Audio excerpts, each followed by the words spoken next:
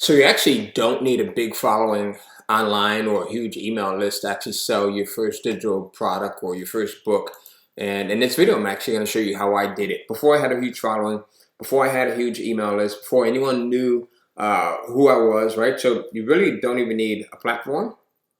Uh, I didn't have like an audience when I did this, and I still made my first sale. Not because of luck or anything like that, but because of one specific move that I'm going to actually show you in this video. So one specific move, and I think you'll be pleasantly surprised by how this applies and how you can actually do this as well. All right, so look, the problem is not the size of your follower. Most people get that wrong. They think that, this influencer or this guru over here has this huge following. I need the same thing. This person has this huge email list. I need the same thing. The problem is actually where you're looking for your first buyer. So oftentimes when we're looking for our first buyer, we'll go and we'll kind of follow the same route that other people have taken. And I see this with a lot of authors, right? Like most authors and even digital product creators, they'll launch to like this outer ring, what I like to call this outer ring, which are like strangers on the internet.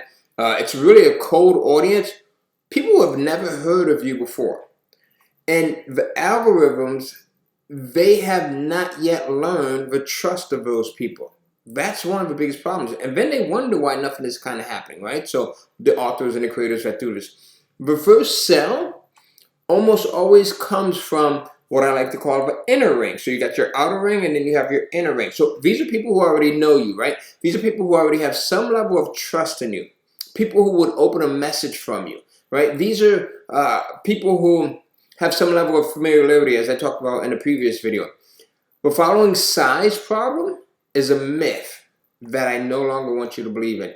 The starting point problem is the actual real thing, right? So stay with me for a minute because I'm actually going to show you the exact message that you can send to warm your audience, to warm your market up. And it doesn't feel like salesy or anything like that. It doesn't feel sleazy. And it has produced first sales for every person that I've taught it to, okay? Now, here's the thing. Your warm market, it's pretty much anyone who knows, like, your name. That's your warm market. It's like anyone who knows your name. It could be former colleagues, former co-workers, current connections. It could be neighbors. It could be your friends. It could be your family. It could be people who follow you on any platform, so Instagram, TikTok, LinkedIn, Facebook, right? Casual acquaintances. Anyone who would open a message from you. Now, I know where you're going. You're saying, hey, Ty, I hate selling. That's why I'm not in network marketing. Me too. I hate selling, right? To a degree. Well, I got to be careful what you put out there in the universe. But the message, when you do this, it doesn't feel like selling. It actually has three different parts to it. It has three parts. So part one is what you built and who it helps, right? So you're going to keep it in two sentences. It's going to be very clear. It's going to be very specific. So clarity and specificity. So very specific. Two, why you thought of them specifically. So now you're doing them a favor, right? Oh, I'm thinking of you. Like this is a favor and it's not manipulative. You're going to connect their situation to what your book or your digital product does. And then three, it's one question. Do you know anyone who might benefit from this? Now you're positioning it as a benefit, right? It's not selling, it's positioning it as something that's helpful. Not buy my thing. Hey, here's what I have for sale. That turns people off instantly. When you position it as a benefit, something that can help, now people lean in. Very interested, right? So do you know anyone who needs this? Anyone who can benefit from this, right? It's pretty cool. That question opens two doors simultaneously at the same exact time. So referrals from people who want to help, you, right? So people who want to help you, and the person you sent it to, realizing that they may need it themselves. So I've seen where even in for myself, I would send it to someone and they're like, "Oh wow, I'd love to find out more about this, right?" And I have, a neighbor or a friend or my aunt might also want to get your book or want to get a copy of your course, right?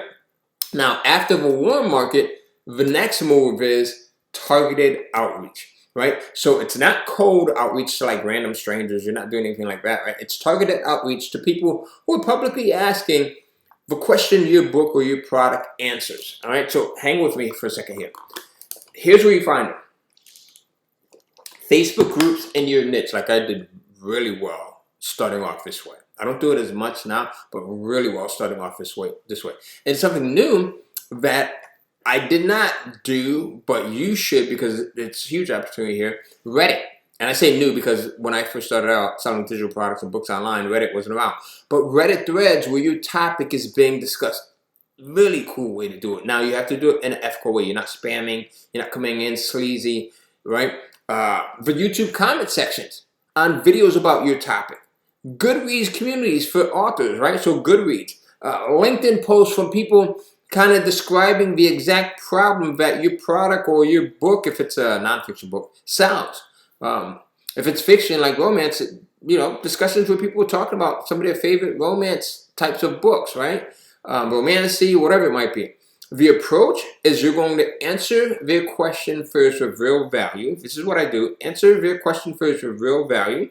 Then mention that you have built something that goes deeper. Now, if you don't know how to answer their question, and you should, just go in and use like AI. Just use Gemini, ChatGPT, whatever. Throw it in there, throw the question in there. Have it respond as you, like talk in the way that I would talk. And then you can go and you can kind of clean up the response if you want to, right? So it really sounds like you. So then mention that you've built something that goes deeper, and then ask if they would like to take a look. You're not posting your link, right? You're asking, hey, I've got something that goes a little bit deeper and I think it'll benefit you. Would you like to get access, right? So again, you're not spamming. This is showing up where problems exist and offering a solution. That's the entire business. And when I first got started, I did this on Facebook like crazy. And it worked really, really well.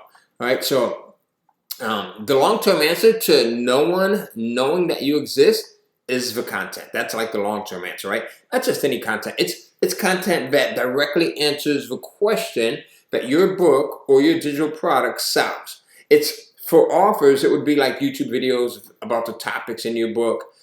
You could be discussing your characters, how you came up with your characters, how you came up with the outline, the plot, what your next book is going to be about. And for course creators, it could be like videos that answer the questions your course covers. So for example, I teach people how to publish Kindle books on Amazon, but I also teach people how to create their own courses, so hence this video, right? So I'm speaking to both audiences here. So you can do this type of stuff. For coaches, it could be content that demonstrates your methodology in action, which is really, really powerful. I do well with that. Every piece of content moves someone from stranger to warm lead automatically while you sleep.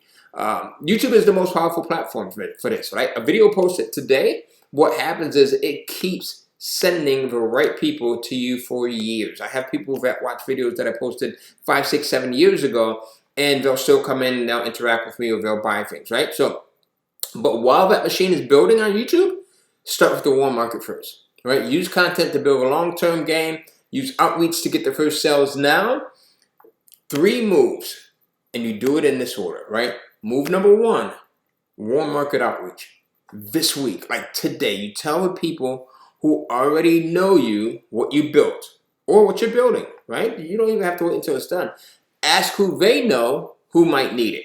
And then move number 2 is going to be your targeted outreach. It's finding the people publicly asking you a question, right? Again, Reddit, Facebook groups, YouTube comments. Answer first, then mention the product second. Answer, hey, I've got something that could benefit you. Or answer with help. And then say, if you want to go deeper, I've got something that's pretty cool that I think could help you. And then move number 3 is going to be content. So it's like YouTube, it's shorts, it's social. If you don't like being on a long form video like this, you can grab your phone, hit record, and just instantly be like, so I've got my video, right?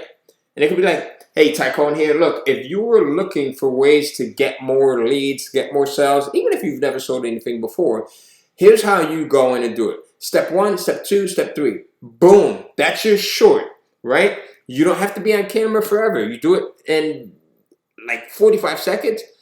Don't go in and look at it so that you can talk yourself out of it. Post it immediately.